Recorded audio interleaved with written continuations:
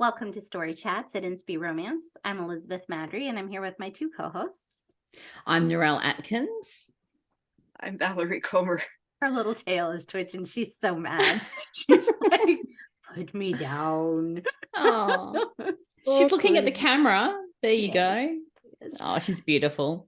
Today we are talking about CCR set in Montana, Wyoming, and Idaho. And I made this my personal quest to minimize cowboy books. Because I figured the two of you would have plenty of cowboy books because this is like cowboy central in these states. But there is a little bit out there that is not cowboy. So I've even written some of them. I know. You're on my list. Not your cowboy books, though. So well then. Who wants to go first? Valerie, you haven't gone first in a little bit. Why don't you go first? That's because you keep sneaking in on me. Okay, I will go first. I'll start with Wyoming. Okay. Holding On to Hope by Janet W. Ferguson. I had been holding on to this title. I'd had it for a while and it slid down in my Kindle, as they do, because I buy too many books. But when I was looking for what I had on my Kindle in these areas, I went, oh, here's my perfectly good excuse to bump this to the top of my list. Have you guys read it? It's in my Kindle. It's in my. I haven't read it though. I think I own it also. Yeah, but I haven't read it. So the heroine, did I write down their names? Dagnabbit, I did not. Oh, Hope. Her name is Hope. Can't remember what his name is, but hers is Hope. She's a wedding planner, and it starts at a wedding of previous characters in her series that where Hope had always had a crush on the groom, and now he married someone else and he was happy. And so she was trying to like adjust to the fact that he was never going to fall for her. So at the wedding, she finds out that I think it's the groom's brother announces that he's getting married in Wyoming in 3 weeks, and would she please plan his wedding? And she's like, in 3 weeks. Oh, that's fast. And he's like, yeah. So she agrees, and she decides she's going to go to Wyoming. And then this other guy, who is the hero, whose name I did not write down, and I usually do write down names, so this is a problem. That guy, the hero, is going to be the best man. And they've all known each other like since they were teenagers, whatever. And he has had a crush on Hope all these years, but she's only had eyes for this other guy. Now the other guy's married. Anyway, so he says, well, he's just sold his business and he'll be happy to go to Wyoming and help her set things up. So they are pushed together on their own, like nobody made them kind of thing. They land up in a tourist area, but it's also in a time of year when everything's full and everything's booked. So they land up in this ratty motel with adjoining rooms that adjoin through the bathroom. So they're constantly like knocking on the bathroom door to make sure the other one isn't in there. And it's just like the whole thing is just like super, super ratty. But there is a lot of Wyoming as they like tour around that area and look for places for the events that they're going to do, and where can the wedding be held, and who's going to cater and stuff. So that the flavor of the place is really solidly in there. And I don't think you can go wrong with Janet Ferguson. She's really solid storyteller. There's solid faith and hope in her books. And I really, really enjoyed reading it. And I should not have let it slide down my Kindle. But hey, it fit. It's Wyoming. Excellent. So I didn't realize that was Wyoming. I don't know why I missed that. Yeah, well, you missed it because all her books are set on the East Coast. Yeah, on the shore. Florida and Georgia and places like that. The Gulf, yeah.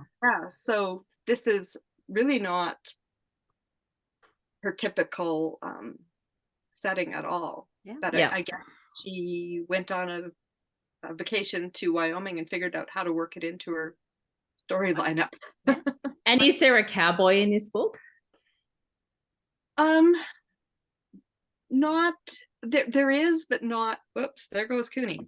But very minor, because one of the things that they want to do when everybody is there for the wedding is to go for a ride. So they're scouting out for that as well, and they do go for a ride. And our hero, who has a name, a terrible horseback rider, and he's a big macho guy, but he's afraid of horses, but he'll do it for her, and it's pretty funny. There's some really funny scenes with the horses, but it is only like one chapter out of like 35. It's okay, Beth, you could read it. It'd be all right. That's what I was thinking. Beth can read it. Yeah, it is legit to be scared of horses. Those things are mammoth. Yeah. They could kill you if they wanted to.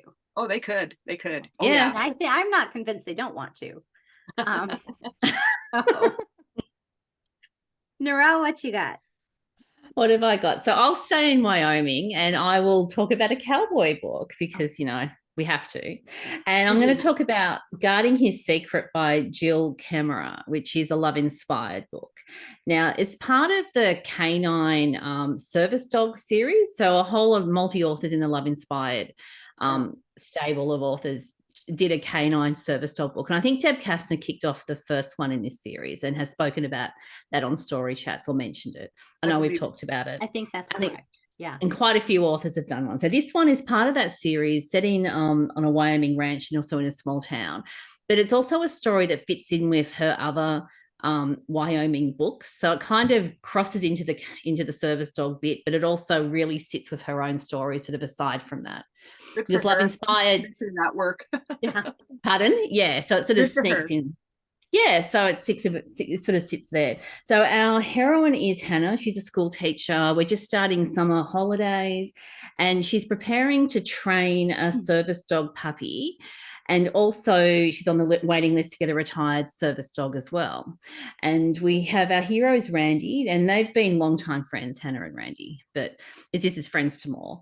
And he owns a bait and tackle shop, so a fishing shop in town, and he also lives on a ranch with his older brother who runs the ranch.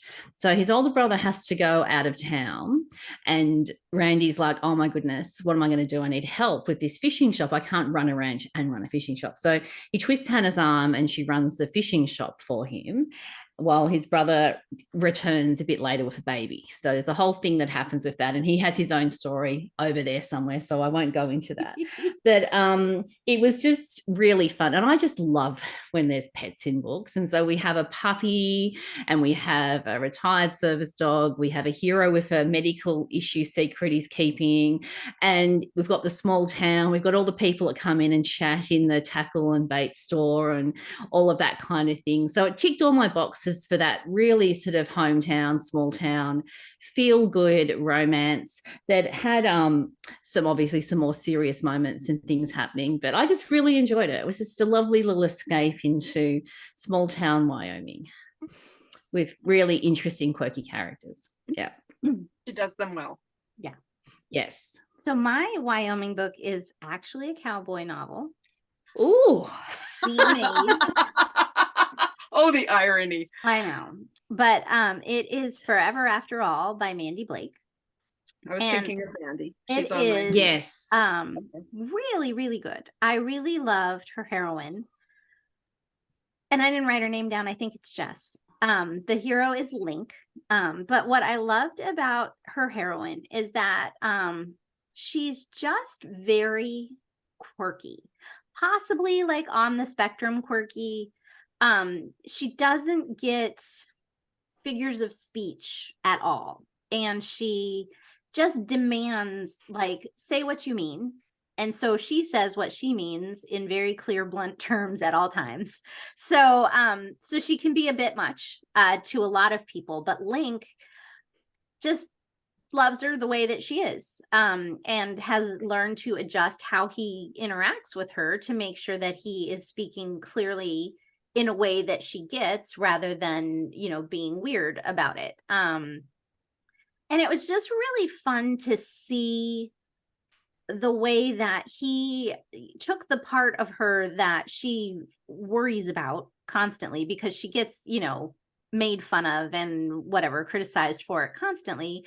And he just adapts to it and says, this is who you are. You don't have to change. I can love you through that. So it's just really sweet. They both come from, rough backgrounds. And I just really enjoyed how Mandi wove their story together. It has faith. It is maybe not a super, super strong faith arc, but it is there and it is necessary. But it's gentler. I wouldn't call it light. It's just gentler. Not every story demands the No. same. No. And this, I don't think it needed, anything heavy-handed, certainly. It was there and just subtly and quietly running throughout. But it's a great, I enjoyed it. I got to beta read it for her and I enjoyed it quite a lot. Cool. Well, Link probably appreciated knowing that what she said is what she really meant. Yeah. Because men will talk about women, they don't actually say what they mean. They skirt around the edges and they say this, but they really mean that. And it can be very refreshing because men generally say what they think. They don't muck around. It's straight down the line with most guys. So but she took it to like the extreme that if you use a very common like figure of speech or whatever, that would throw her. Like, she needed clear cut. Yeah. So it was fun. Cool. What's next, Valerie? That's a new one. Say it again. So that's a new one? It's a new one. It just came out, I think, in September. Okay, cool. I had her on my list as knowing that she wrote ranch books in Wyoming, but but however, we have 3 states and 3 people, so that's like 9 books, and I don't know how. So Idaho. Let's talk about Idaho. I recently read Janessa by Kimberly Ray Jordan as my Idaho book. It's the 3rd book in the Halverson family series, and it had been on my Kindle for a while. It is set in a fictional town north of Coeur d'Alene, and I have to say that there isn't a ton in the story other than mentioning going to Coeur d'Alene that is really Idaho. Like the one I just mentioned of Janet's that's set in Wyoming, that's you see Wyoming through that. This is just a story that could be set in many places, but it happens to be set in Idaho, so hey, grabbed it. The Halversons are a family of mixed race kids, some natural born to them and some adopted, so they're an interesting mix. Janessa and her brother, who had book 2, I think, are Black, and so they've been adopted into this family, and she remembers her parents, but just barely. And so she has some real hang-ups about getting close to people because of her parents' death. And she doesn't date ever at all. She's in her late 20s and does not date. But it turns out that she might make an exception for her brother's best friend, and then she might regret it.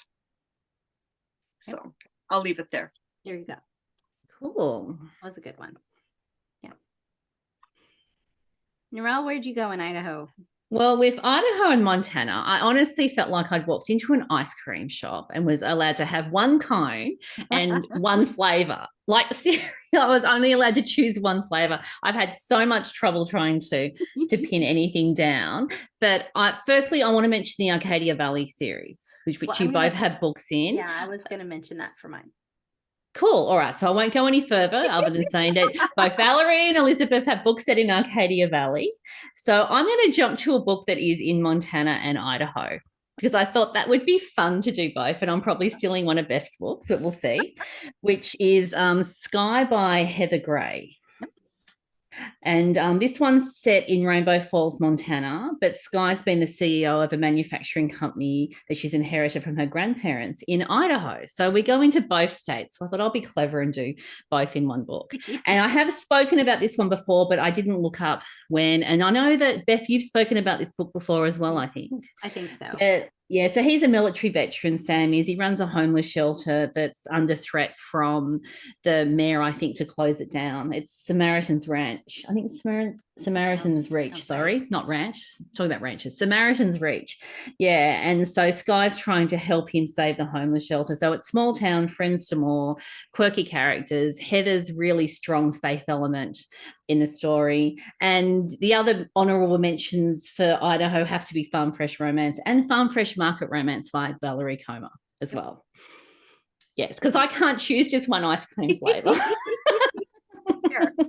Yeah, so that's Narelle's brain with Idaho. I'm all over the place and can't make a decision. That works.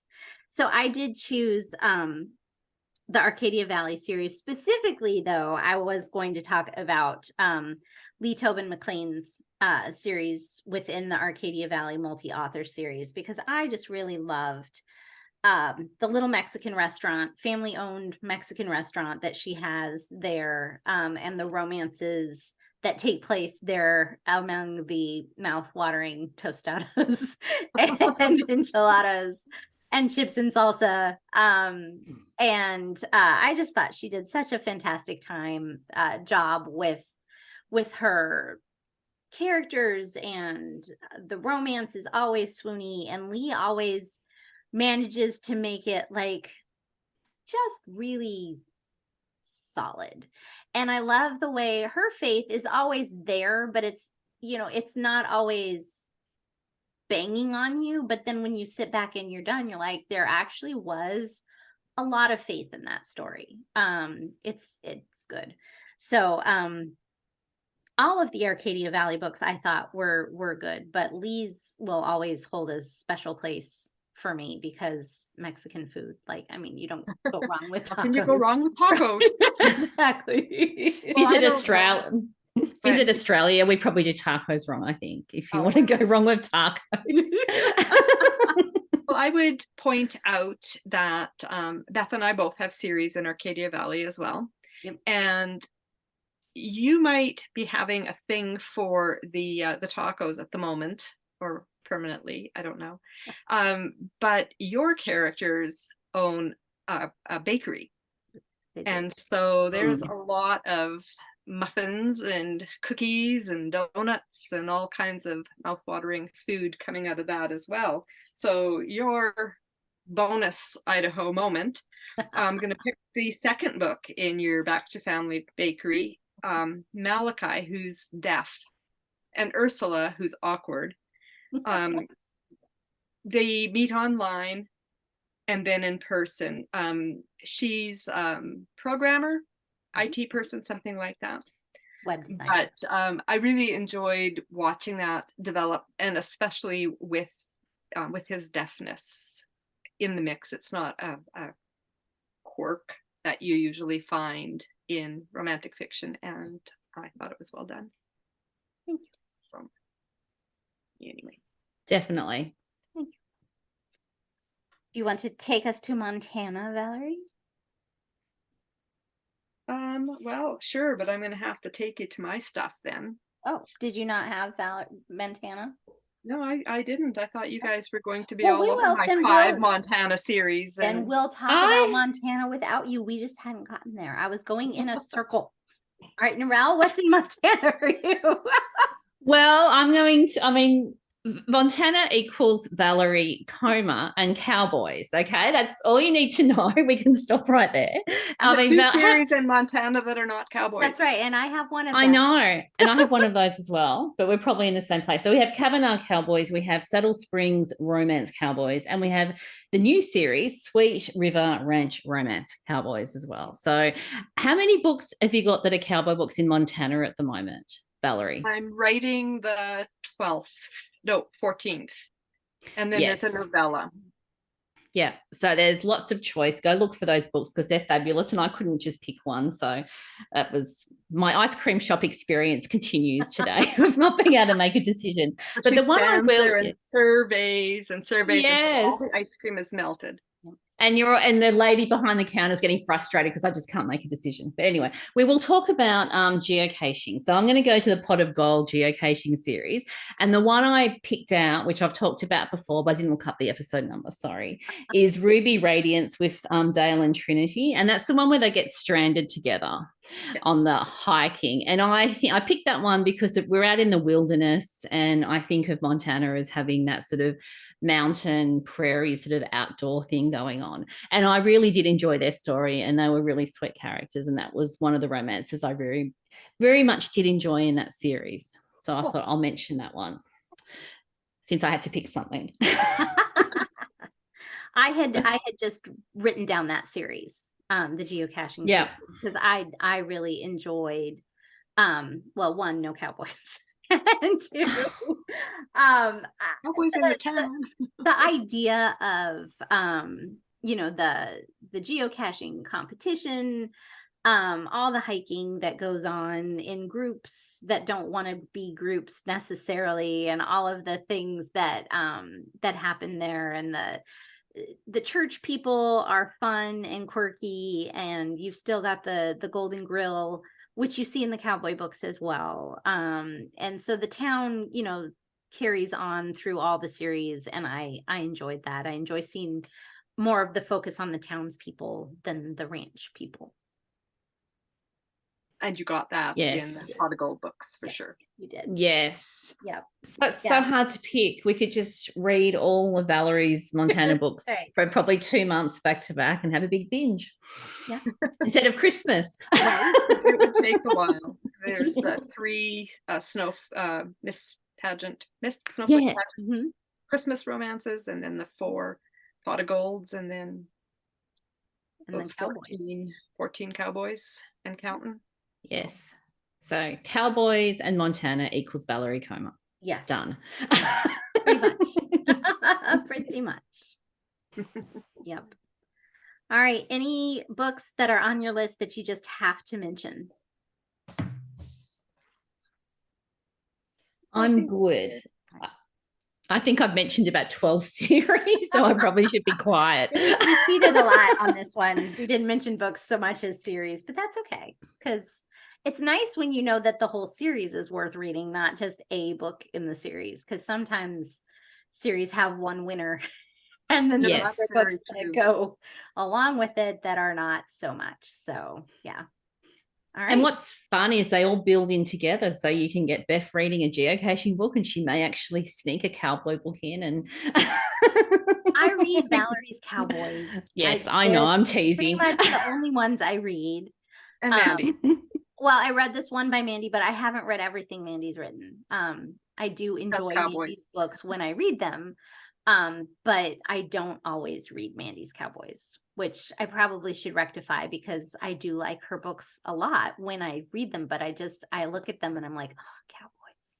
It's the characters that pull it through. I mean, cowboy is a broad general term, and if they're just stereotypical, then it is not much fun. So yeah, you need all the various personalities and all the various tropes and all the various types of heroines to throw in there, and you need some reluctant cowboys, and you need some old hat, and there needs to be variety. Yeah, definitely, for sure. They're also fun to read. I do like cowboy binging. We would love to know what books you have read in Montana, Wyoming, and Idaho. Bonus points for not cowboy books. Unless they're mine, bonus points. Unless they're Valerie's. Valerie will give you her bonus points if they're hers. Those bonus points are worth exactly 0. Just, FYI, they're just little bonus points that you have to draw yourself. So I'm selling them, aren't they? Yeah, everybody wants a bonus. You really are. You really are. Not much. Leave us a comment and let us know on the YouTube channel or over on Facebook. And if you are over on YouTube, don't forget to subscribe and hit the notification bell so you never miss an episode. Wow, Cootie's coming for an encore. There's the bonus points, Cooney. Yeah, there's your bonus points right there. We will look forward to seeing you again next week. In the meantime, don't forget to fall in love with a good book. Bye. Bye. Bye, everyone.